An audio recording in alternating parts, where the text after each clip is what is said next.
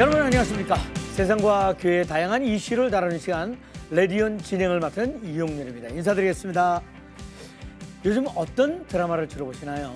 드라마는 그냥 드라마로 봐라 이런 말도 하지만요. 또 한편으로는 드라마를 보면서 문화 현상을 읽을 수 있게 됩니다.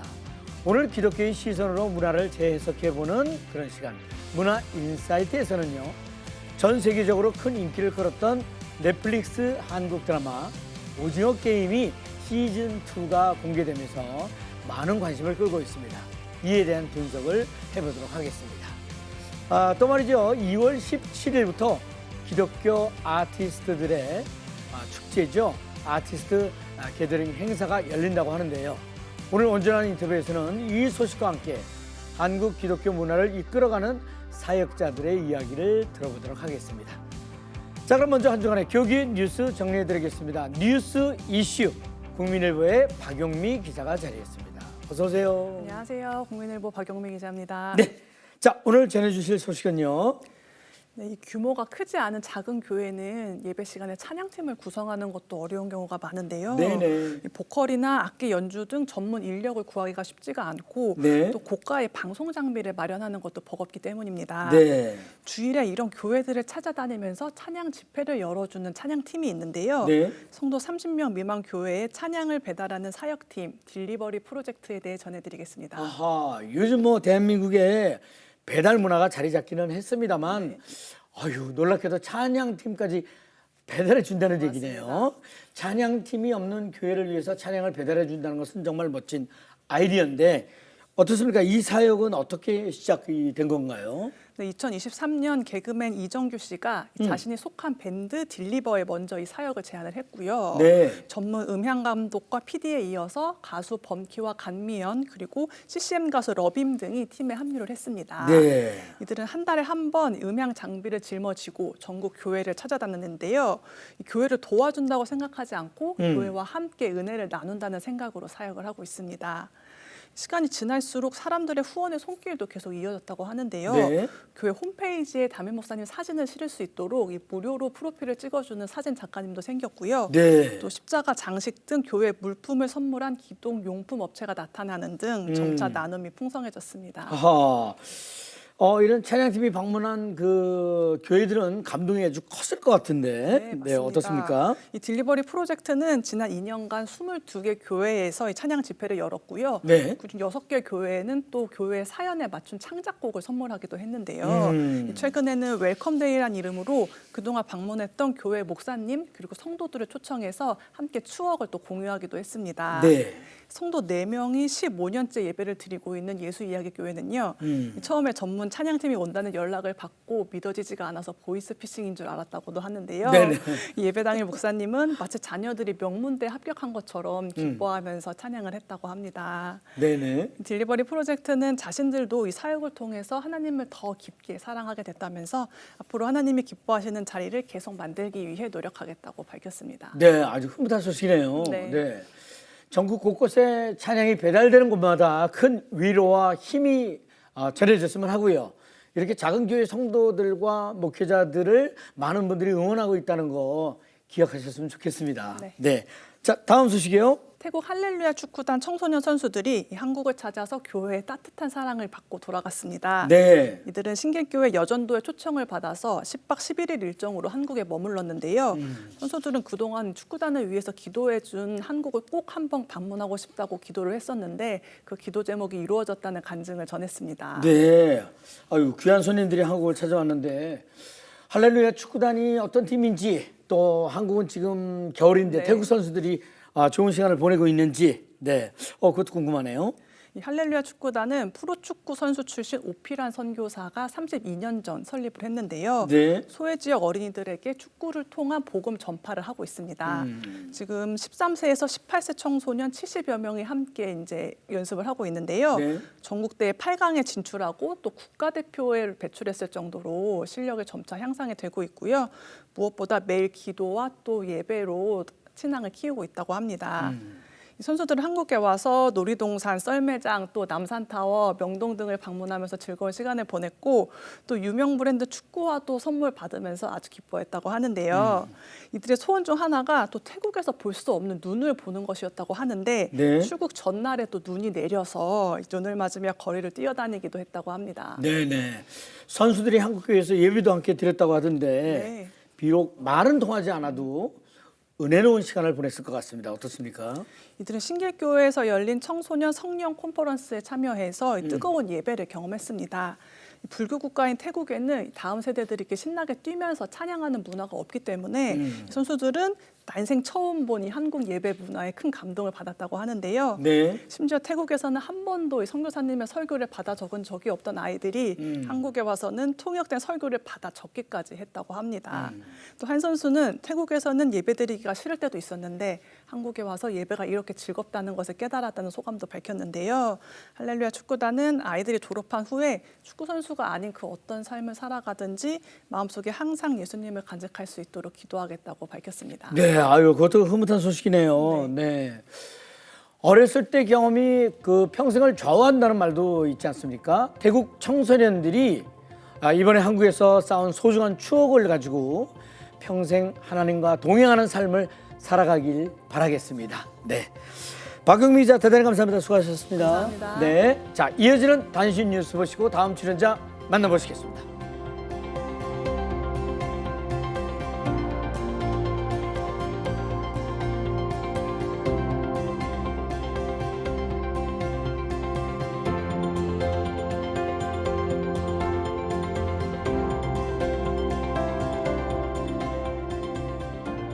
자, 이번 시간은 기독교의 시선으로 문화를 재해석해보는 문화인사이트 시간입니다. 문화선교연구원 원장이자 을지대 교목이신 백광훈 원장님께서 자리하셨습니다. 어서 오세요. 네, 반갑습니다. 안녕하세요. 원장님 OTT 자주 보십니까? 네, 뭐 자주 봅니다. 저 같은 경우에는 뭐 볼까 하다가 한두 시간 지나는 경우가 많거든요. 네. 근데 요즘 말이죠.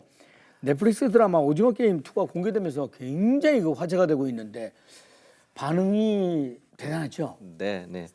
뭐 세계적 관심을 가지고 받고 있는 오징어 게임 시즌 2가 이제 공개가 됐는데요. 네. 뭐 시즌 1이 받았던 엄청난 이제 뭐 흥행, 네네. 또 관심들을 계속 받을지는 미지수이긴 하지만 네. 현재까지는 계속 순항 중인 것 같습니다. 네. 그래서 현재까지 조회수가 한 2억 6,500만 회 이상이니까 어마어마한 거죠.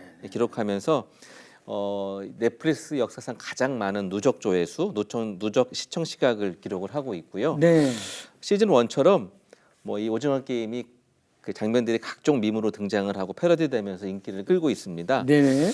오징어 게임 2는요 시즌 1의 이제 이야기를 이어받아서 전개가 되는데 게임을 기획한 기획자가 있잖아요. 네. 그 기획자 프론트맨을 처벌하는 그 파국의 게임을 궁극적으로 멈추게 하는 그런 주인공의 사투가 그려져 있는 그런 오징어 게임 2 시리즈입니다. 네네.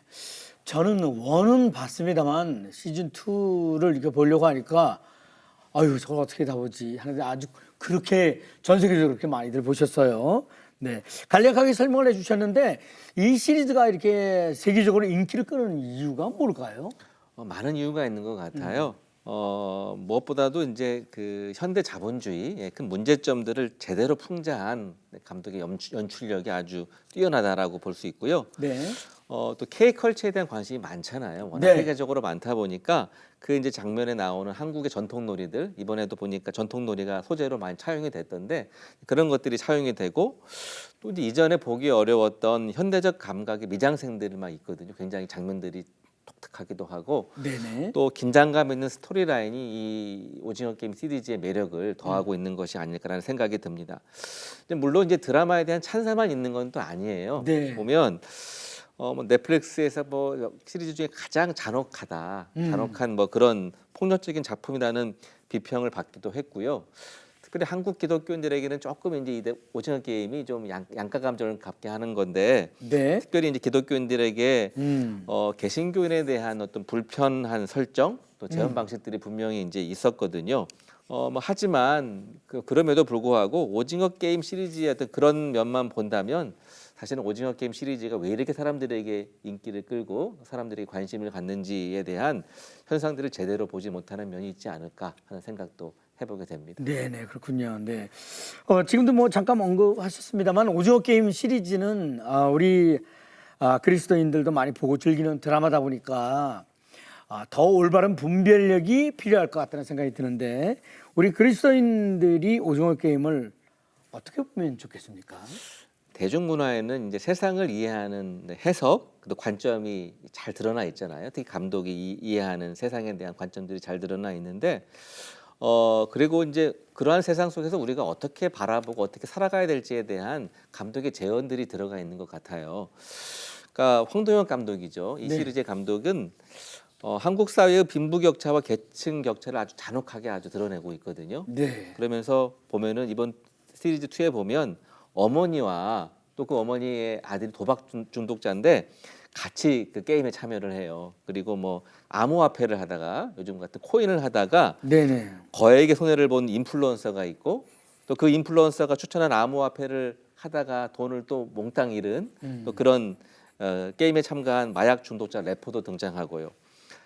또 이런 어려운 처지에 있는 이들이 재기를 꿈꿀 수 있는 건 이제 목숨을 건 그냥 한 번의 게임, 일확천금을 노리는 그런 게임을 해야 되는 상황들이 이제 있는 거죠. 보면은 또 게임을 할 때마다 이번에 시리즈에 보면은 게임을 중단하는 쪽, 게임을 중단해야 된다라고 하는 X라고 하는 쪽이 있고요. 네. 또 게임을 계속하자라고 하는 O라고 하는 게 첨예하게 나눠지면서 양극단으로만 나눠지면서 막 긴장감이 펼쳐지고 있는데요. 이것을 보면 사실은 이제 지금 우리 한국 사회 보고 있는 정치, 뭐 문화, 이념 등에서 굉장히 갈등들이 많지 않습니까? 네. 서로가 아주 양극단으로 해서 서로가 옳고 옳지 않다라고 해서 서로를 이렇게 굉장히 적대시하는 부분들도 많이 있는데 그런 우리의 사회들도 잘 반영하고 있는 그런 모습들이 이 오징어 게임 시리즈 2에 나타나고 있는 것 같아요. 이런 기운의 모습을 우리가 보면서 우리가 시선을 안으로 돌려서 세상을 살아가는 그리스도인들은 어떻게 살아가면 좋을까 하는 생각을 하게 하는 그런 것 같아요. 우리 그리스도인들이 오징어 게임에서 보는 이런 각자 도생의 아주 극렬한 사회 속에서 어떻게 살아가야 되는지 또 그 시리즈에서 보는 것처럼 서로 소통하지 못하고 서로의 존재를 인정하지 못하는 그런 극단적인 어떤 이런 시스템 사회를 반영하고 있는 그런 이 드라마 속에서 어떻게 우리가 이 한국 사회 속에서 그리스도인들이 이 사회를 치유하는 존재로서 살아갈 수 있을 것인가를 고민하게 하는 그런 점에서 우리가 오징어 게임 2를 바라보는 그런 관점들이 좀 필요하지 않을까 하는 생각을 해봅니다. 네네. 네, 잘 알겠습니다. 네. 요즘 사회 문화적으로 많이 어수선하지요. 네, 이럴 때일수록 그리스도인으로 어떤 모습으로 살아야 할지 깊은 고민이 필요할 것 같습니다. 네, 백강원 원장님 오늘도 좋은 말씀 대단히 감사합니다. 고맙습니다. 자, 이어서 온전한 인터뷰로 넘어갑니다. 자, 이번 순서는요, 우리 사회의 다양한 이슈들을 성경적 시각을 통해 바라보는 온전한 인터뷰 시간입니다. 기독교 아티스트들이 함께 모여서 말씀과 예배로 영적 회복을 나누고 서로를 격려하는 축제인 아티스트 게더링이 오는 2월 17일에서 19일까지 개최된다고 합니다. 그래서 오늘 온전한 인터뷰에서는 아티스트 게더링을 기획한 곽수광 목사님을 초대해서 자세한 사역 이야기 들어보도록 하겠습니다. 네, 목사님 어서 오세요. 안녕하세요. 네, 안녕하세요. 네, 자기소개 좀 부탁드리겠습니다. 네, 아티스트 게더링을 공동 주최하는 프레이즈 게더링의 대표이자 청담동 광야아트센터에서 예배를 드리는 푸른나무교회 담임 목사 곽수광 목사입니다. 반갑습니다. 네, 반갑습니다. 네, 목사님 그 이름 좋다는 얘기는 옛날부터 들으셨겠죠? 네, 네. 예, 저희 어머니께서 태중에서 네. 빛이 세 줄기가 하늘에서 내려와서 뱃속으로 들어오는 꿈을 꾸고 저를 잉태하셨다 그래서 네네. 그래서 수광이라는 이름을 받았습니다. 얼핏 들으면 그 제주도 사투리 같이도 들려요. 아, 맞습니다. 감수광. 네. 그래서 더없이 반가웠습니다. 네. 먼저 아티스트 게더링에 대해서 소개를 듣고 싶습니다. 네, 아티스트 게더링은 대한민국의 많은 아티스트들이 각자의 영역에서 열심히 부르심을 따라서 섬기고 있다가 네. 1년에 한 번씩 한 자리에 모여서 함께 예배하고 함께 교제하고 또 서로를 축복하고 격려하고 또 앞으로 어떻게 사역을 함께 해나갈지 서로 논의하고 토의하고 네네. 또 사역하면서 어려웠던 부분들이 있으면 서로 나누면서 나누고, 네네. 함께 또 해결책을 찾아가는 그런 아주 축제의 자리라고 할 수 있습니다. 네네. 근데 이게 올해 세 번째로 개최되는 거라고요? 네, 맞습니다. 2025 아티스트 게더링. 네, 어떤 시간들로 이렇게 진행이 되는지 궁금합니다. 소개 부탁드리겠습니다. 네, 올해는 특별히 주제가 크리에이티브 아트 미션, 그러니까 창의적인 예술 선교라는 제목인데요. 네네. 매일 하루에 한 주제씩 복음, 문화, 선교 이런 주제를 가지고 진행이 되고요. 네. 2025년 2월 17일부터 19일까지 2박 3일 동안 곤지암에 있는 소망교회 수양관에서 열리게 됩니다. 네. 이번 이 수련회는 한국기독음악협회 KCCN과 또 프레이즈 게더링 그리고 특별히 우리 CGN TV가 공동 주관하여서 많은 기독교 문화 협회들 교회들이 참여하는 그런 잔치 자리를 준비하고 있고요. 네네. 선착순으로 300명의 참여자들을 모집하고 있는데 네. 이미 거의 다 차서 아하. 저희가 500명 정도로 네, 참가자의 숫자를 늘릴까 지금 네네. 생각하고 있습니다. 예, 예. 지금 그러면 이 방송을 보고 계신 분들이 조금 서두르야 될 것 네, 같아요. 맞습니다. 빨리 참가 신청을 해주시면 좋을 것 같습니다. 네.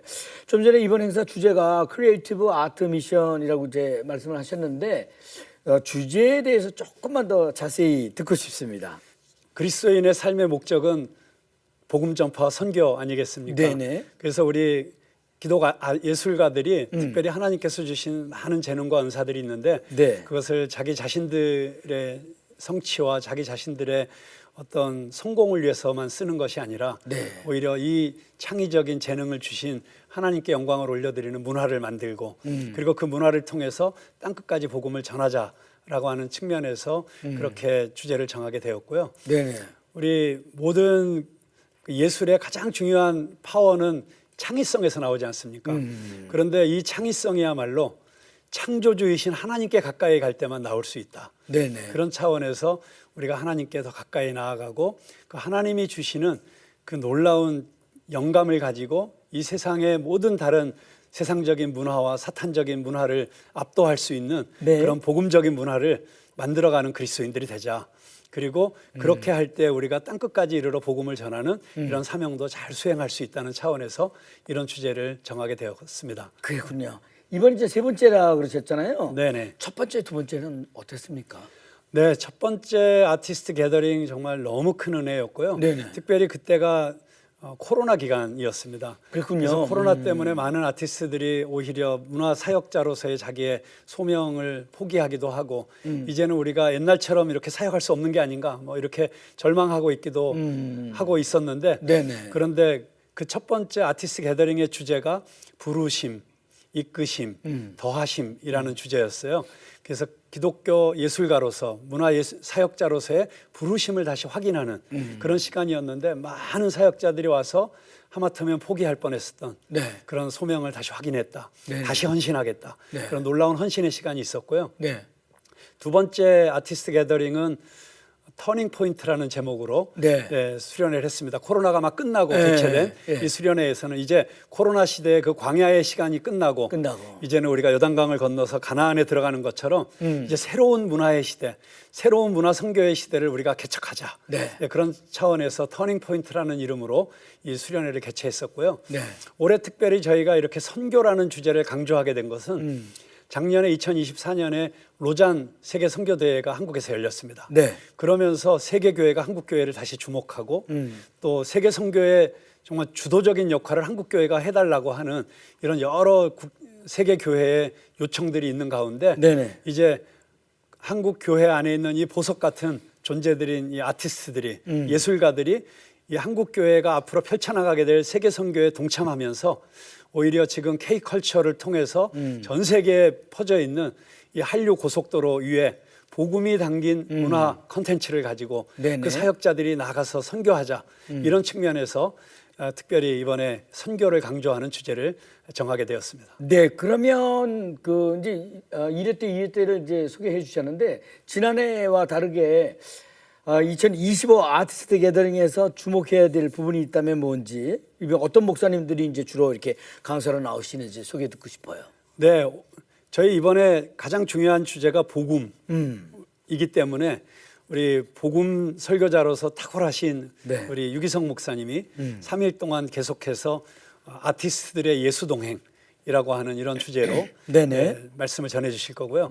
또 문화에 대한 깊은 이해가 있으신 많은 목사님들이 계시죠. 김동호 목사님, 또 하정환 목사님 이런 분들이 또 말씀 전해 주실 거고 네. 또 무엇보다도 CCM 아티스트는 아니셨지만 거의 뭐 세상 속에서 CCM과 같은 노래를 만들어 부르셨던 하덕교 목사님이 네네. 또 말씀을 전해주시고 이런 탁월한 목사님들뿐만 아니라 각 전문 분야에서 최고의 강의를 해주실 수 있는 강사님들이 많이 참여하시고요. 네. 또 우리 아티스트 게더링에서 제일 특별한 순서는 휴먼 라이브러리라는 순서입니다.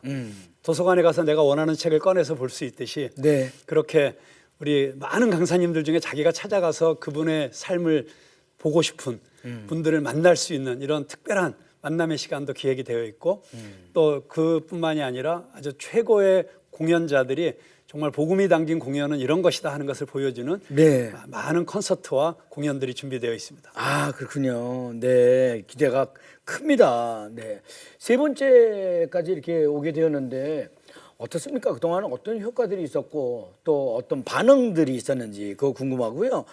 특별히 이번 2025 아티스트 게더링을 통해서 어떤 효과를 기대하고 계신지 그것도 궁금합니다.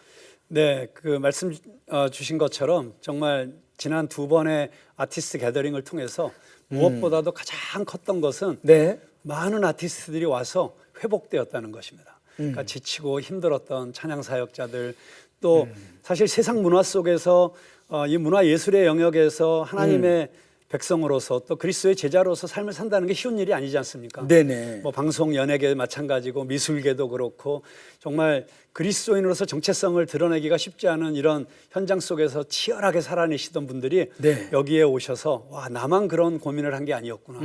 나만 이런 어려운 시간을 보냈던 것이 아니구나. 그렇게 서로 확인하면서 그리고 말씀을 들으면서 다시 그 소명을 확인하고 그리고 자신의 부르심을 회복하고 그리고 다시 헌신하는 이런 것들이 아마 가장 큰 축복이었고 효과였다고 생각하고요.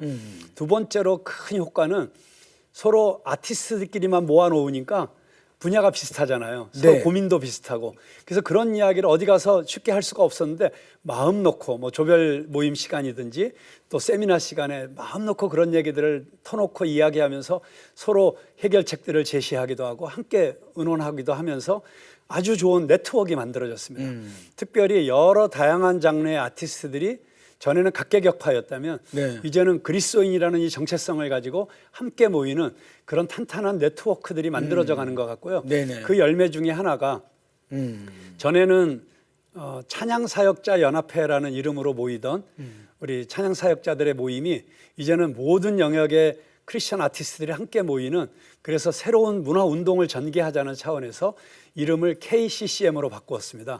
그래서 코리아 컬처럴 크리스찬 무브먼트 그런 이름으로 바꾸게 되었고요. 네네. 그래서 이런 것들을 통해서 기독교 문화 예술인들의 연대가 이루어져 가고 있다는 것 이게 가장 또 큰 열매라고 할 수 있고요. 그 개인적인 영성과 또 개인적인 삶의 문제와 고민들도 해결되어져 가는 정말 놀라운 축복의 잔치자리 같은 시간입니다. 네네. 아, 말씀만 들어도 신나고 그냥 설명하시는데 엄청 신나 보이십니다. 네, 맞습니다. 뭐 이게 얼마나 축복된 일이고 네. 정말 와 우리가 이걸 위해서 이렇게 살고 있구나. 네. 바로 이런 일들이 일어나는 걸 위해서 내 삶을 다 드려야겠다. 네. 뭐 이런 생각이 안 들 수가 없습니다. 그 현장에 못 가는 분들을 위해서 뭐 어떤 중계, 온라인 중계 같은 게 뭐 있습니까? 네네. 올해 저희가 가장 특별하게 변화되는 점이 있다면 네. 올해는 유튜브로 생중계가 됩니다. 네, 그래서 온라인으로도 여러분들이 참여하실 수가 있습니다. 있군요. 네, 다행입니다. 네. 코로나 팬데믹 얘기를 아까 잠깐 하셨는데 기독교 문화 사역자들이 너무 힘들었었거든요. 네. 그 당시에는 어느 정도였습니까? 그게 1회 때였었나요? 네네. 1회가 한참 이제 코로나가 한창 진행되고 있던 때에 저희가 모였기 때문에 그런데 그때 정말 많은 찬양 사역자들이 특별히 교회에서 찬양을 하던 그 무대가 다 없어져 버렸고 네. 또 CD라든가 이런 음반 같은 것들도 판매할 수 있는 그런 현장도 없어져 버렸고 네. 그러다 보니까 생활고에 시달려서 뭐 쿠팡 배달을 한다든지 택배 기사를 한다든지 뭐 이런 그 부업을 뛰지 않으면 안 되는 그런 상황 속에서 이제 찬양 사역자로의 길을 포기해야 되지 않는가. 그것은 비단 찬양 사역자들뿐만 아니라 유럽에서 활동하던 수많은 우리 성악가들이 그 코로나 때문에 유럽의 모든 공연장들이 문을 닫게 되면서 네. 음악 자체를 아예 포기하고 한국으로 수많은 또 아티스트들이 돌아오는 이런 일들이 있었습니다. 네네네. 그런데 코로나 시기 지나면서 문화사역에도 많은 변화가 있었을 것 같아요. 네. 어떤가요? 네, 맞습니다. 저는 코로나 기간을 지나면서 하나님이 저에게 주신 특별한 캐치프레이즈가 하나 생겼는데요. 네. 하나님은 다 계획이 있으셨구나.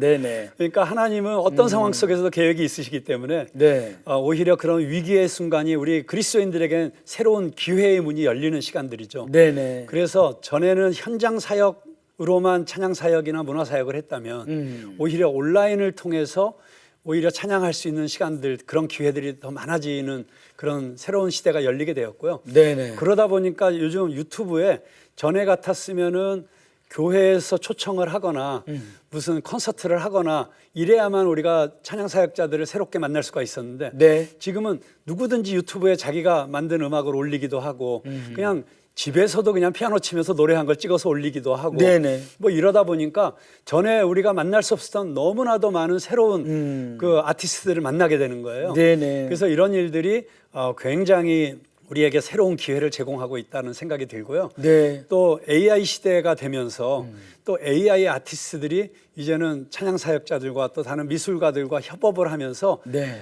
아주 새로운 형태의 예술 장르들이 지금 막 만들어지고 있습니다. 그러면서 옛날에는 문화를 한다 그러면 돈이 많이 든다. 네. 뭐 공연을 해도 너무 이렇게 고비용 때문에 쉽게 도전할 수 없었던 그런 문화예술 영역의 이런 사역들이 네. 이제는 저비용 고효율의 사역이 가능해지는 이런 시대가 되었습니다. 네네. 이 아티스트 게더링을 통해서 기독교 아티스트들이 말씀과 예배로 영적인 회복이 되고 또 서로 격려하고 네트워크 형성이 이루어지게 되는 그런 자리인 만큼 너무 귀한 자리가 될 것 같습니다. 마지막으로 이 행사를 통해서 한국 교회와 문화 사역자들에게 전하고 싶은 메시지가 있다면 전해주셨으면 대단히 감사하겠습니다. 네. 네, 정말 K-팝, K-드라마, 또 K-푸드, 정말 K-예능, 뭐 이런 K자가 붙은 이런 모든 문화예술의 장르를 통해서 네. 현재 전 세계적으로 정말 K-컬처라는 고속도로가 깔려 있습니다. 근데 이 고속도로 위로 우리 한국의 정말 최고의 문화 콘텐츠들이 소개되어져야 되는데 네. 저희 한국의 저는 최고의 콘텐츠는 K-가스펠이라고 생각합니다. 네네. 이 K-가스펠을 담은 우리 복음을 담은 문화 콘텐츠들이 전 세계로 흘러나갈 수 있도록 그리고 우리 사역자들이 전 세계 땅끝까지 가서 복음을 전하는 시대가 올 수 있도록 하나님께서 이 모든 준비를 해주셨다고 생각합니다. 네네. 초대교회에 정말 로마가 깔아놓은 고속도로를 통해서 초대교회 복음이 급속도로 확산되었던 것처럼 이제 이 21세기에 우리 복음을 담은 우리 한국 아티스트들이 복음이 담은 컨텐츠를 가지고 땅끝까지 갈 수 있도록 이 함께 헌신하는 이 귀한 아티스트 게더링에 우리 한국의 모든 예술가들이 다 참여할 수 있기를 바랍니다. 여러분 네네. 꼭 이 자리에 참석해 주십시오. 네네. 끝으로 중요한 포인트 다시 한번 2025 아티스트 게더링이 그 참여 방법 알려주시기 바랍니다. 네, 이번 아티스트 게더링에 참여하기 원하시는 분들은 02-3482-2000번, 네, 02-3482-2000번으로 전화 주시면 친절하게 안내를 소개해드리고요. 또 온라인을 통해서 등록하시기 원하시는 분들은 kccm@gmail.com 네, 온라인으로 또 참가 신청을 하실 수가 있겠습니다. 네, 잘하겠습니다. 네. 2025 아티스트 게더링이 한국교회 문화사역의 새로운 길을 열게 되는 계기가 되길 기대합니다.